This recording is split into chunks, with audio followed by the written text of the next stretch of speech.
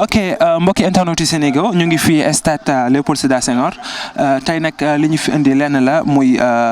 waa CNG nga xam ne ñooy saytu lépp lu bëree wala lépp luy wàllum làmb fii ci Sénégal ñoom nag ñoo convoqué tey Gris Bordeaux li tax ñu convoqué ko nag ñu ne ci ay propos yu mu yëkkati woon temps yële passé jamono bi ñuy revendiquer di wax ne nañu saytuwaat arène nationale beeg ak nan lañ bëggee làmb ji mën a demee ci jamono ji ba tax na fekk nañ fi lu plus de 50-60 mbër yoo xam ne ñoo ngi fi teew pour soutenir si ki nga xam ne moo nekk Gris Bordeaux jamono ji ñu wax yéen nag Gris Bordeaux mu ngi ci biir jàkkaaroog ak waa CNG ñi nga xam ne ñoo ko convoqué. ñoo ngi ak Khadim Gadiaga est-ce que mën nga ñu expliquer réellement lan moo xew tey fii ci stade Léopold Sédar Senghor. waaw mooy li ñu wax rek mooy c'est vraiment désolant ñoom li ñu def mooy loo xam ne weesu na mooy dañooy gërëm le ministre Matar Ba ci geste bi mu defoon organiser ay assises waxtaan ba làmb delluwaat tegu ci yoon ñu wàññi li ñu doon dagg mbëri mooy pour nga dagg la il faut nga génn 2 fois ak yenn yu bari yoo xam ne dañ ko doon teg mbër ñu dindi ko mais ñoom seen biir ñoo jékki-jékki convoqué Gris Bordeaux pour def genre intimidation mais biñ ko convoqué nag tey gis nga y a plus de une centaine de lutteurs ñëpp a ngi fi toog mooy bureau bi convoqué ko pour auditionner ko ci ay propos yoo xam tenir na ko avant sax ñuy def réconciliation ministre def réconciliation bi ça montre que dañu am benn manque de respect envers le ministre envers la République mais nag ñoom ñoo déterré hache de guerre li tubaab bi di wax ñoom ñoo delloo buum ca boy ga donc nag ñun dinañ incha allahu rabbi dinañ leen ci fekk si mooy semaine bii dinañ convoquer tous les lutteurs du Sénégal semaine bii dinañ convoquer tous les lutteurs du Sénégal parce que bu ñu manqué de respect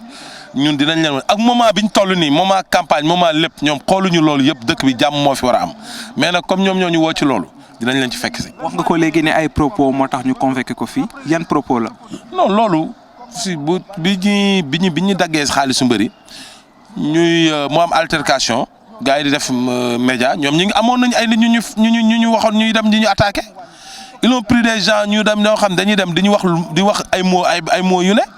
mu am ay échange mais loolu coow la woon rek mais loolu bu demee ba jeex dañu war a tey jii defar làmb parce que ñun tey jii li ñu intéressé ñun ak lu ñu métteeg lu ñu neex yëpp dañ ko boole téye ko pour làmb avancer mais ñii parewuñu pour loolu ñii dañuy intimider nit ñi bëgg leen napp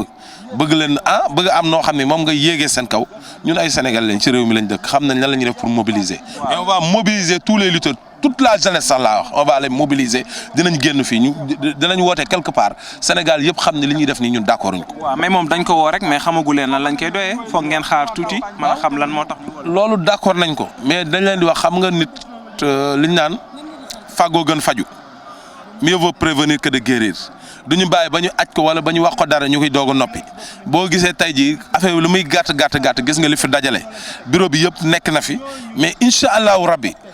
dans les jours à venir dinañ gis mbooloo mu gën a dense bi dinañ ko gis maa la wax lii. parce que ñun tey jii ñoom nee naa leen léegi àdduna dafa dox communication am na ay façon yu bëri yu ko nit mën a defee bu ñu yaakaar ni gars yi dañ ne ci campagne wala lii moo tax ne mais moment bi sax moo laaju réew mi yëngal moment bi réew mi jàmm la laaj. moment bi réew mi ñëpp dañu war a juboo gars yi tànn ki nga xam ne moom lañ bëgg mu diriger réew mi mais ñii nii ni ñuy doxalee dañu bëgg a yàq réew mi man laa jàpp. waa CNG ñii ñooy taal ay parce que ñi ay ndaw nga xëy affaire bi passé woon ba jeex tàkk yaakaar naa ni sax ñoom dañu bëgg a créer psychose si dëkk bi ngay convoqué ay jeunes convoqué koo xam ne loo xam ne weesu woon na ministre bi wax nañ ci convoqué ay assises ñëpp nangu ba làmb ji tàmbali nga yee loo xam ne passé na lii daal yaakaar naa ni kuy kilifa war nga ci wax te ñun tamit comme ñoom ay mag ñoom ñoo diriger waroon ñu won teg ci dans le bon chemin ñoom ñoo ñu waroon yar bu ñu juumee ñu ne ñu kon kay ñëw leen ñun tey jii ñu waxtaan ak yéen jàmm am. waaw est-ce que tamit Gris Bordeaux juumul ba tax ñu woolu ko pour ñu mën a. waxtaan bu dee juumte rek ñaari côté yëpp amoon na. bu dee jumte ñaari côté yëpp amoon na jum mais dañ ne bu ñu xasee ba ne assise boo woote waxtaan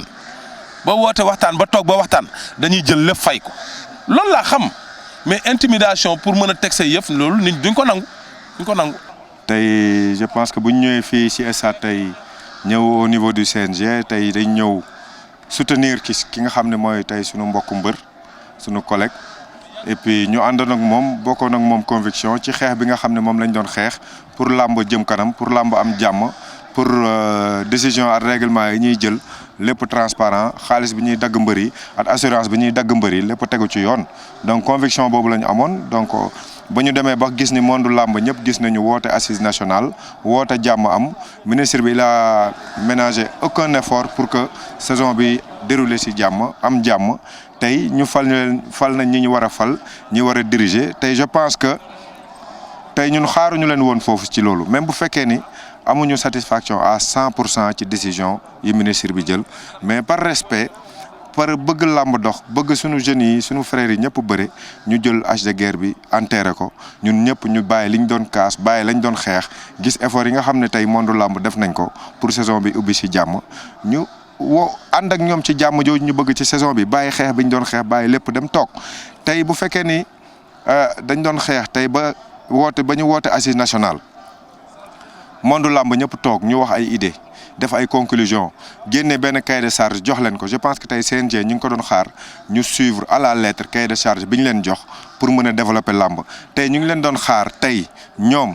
tey ñun ñi nga xam ne ñoo bokk ci làmb te mënuñu génnee ci làmb ñu am lu ñu metti ci suñuy dirigeant tey ñu ngi leen doon xaar bañ leen falee ñoom ñoo ñu waroon njëkk a woo ci jàmm woo ñu xam nga xool li nga xam ne tey moom lañ doon revendiquer ñu xool ñoom naka la ñuy utee ay solution ak ay mécanisme yoo xam ne moo koy saafara mais pas ñu ñuy woo ci ay xeex tey CNG tey war na tal leneen lu dul fitna tey war na tal ci cahier de charge bi nga xam ne ministre bi ak technicien wu ministère yëpp dañ ko defar jël ko teg ko seen loxo tey ci loolu la ñu war a concentré wu tey ñu ngi leen doon xaar tey ñu woo ñi nga xam ne tey ñëpp ñi nga xam ne ñooy mbër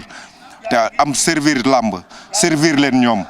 tey servir Sénégal tey ñu ngi leen doon woo tey ñu woo ñu ñun ñëpp ñu toog xool ñun suñu xel ak suñu mbëbët ci làmb tey ak suñu contribution jox leen ko peut-être buñ ci sukkandikoo mën nañ développer làmb mais tey xaaruñu leen woon ci moment yi nga xam ne tey dëkk bi ñu ngi ci ay élection ci moment yi nga xam ne tey saison bi ubbi na ñëpp a ngi ci jàmm ci moment bii nga xam ne tey ñoom tey ñu ngi waroon concentré wu ci seen objectif du moment bi tey lañ woon faroon nekk di convoquer qui que ce soit parce que xaw ma ci yenn règlement ak ci yenn base lañ ko teg mais bu fekkee ci règlement la règlement yu bees moo fi am et je pense que ci règlement yu bees yi prévoir ñu ci convoquer Gris Bordeaux pour sanctionner ko parce que ñun bañ doon kaas woote nañ fa assise nationale am ay conclusion am ay règlement yu bees yu fi génn te je crois pas que ni règlement yu bees yi ci lañ prévoir lii je pense que ay rancune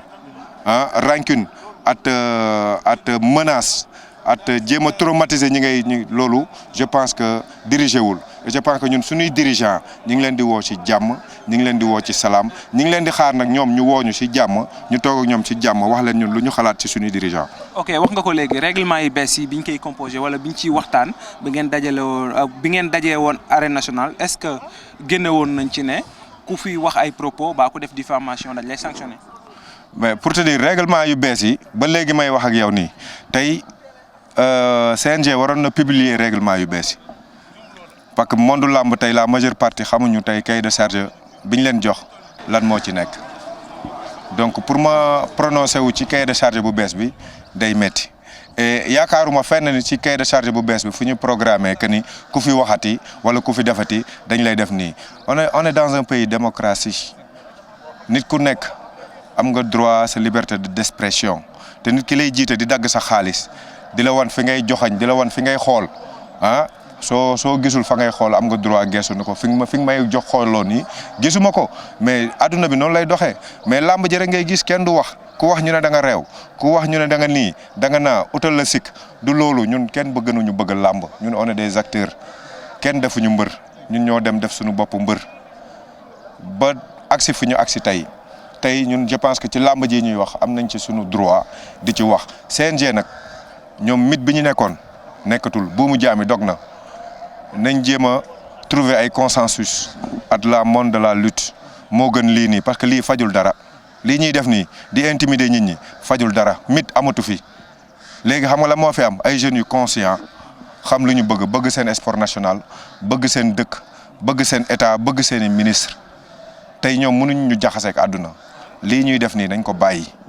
ko bàyyi ñu woote jàmm woo mbëri ci jàmm woo mondu làmb ci jàmm ministre bi loolu lay xaar ci ñoom Sénégal loolu lay xaar ci ñoom ñun ñii loolu la ñuy xaar ci ñoom jàmm rek.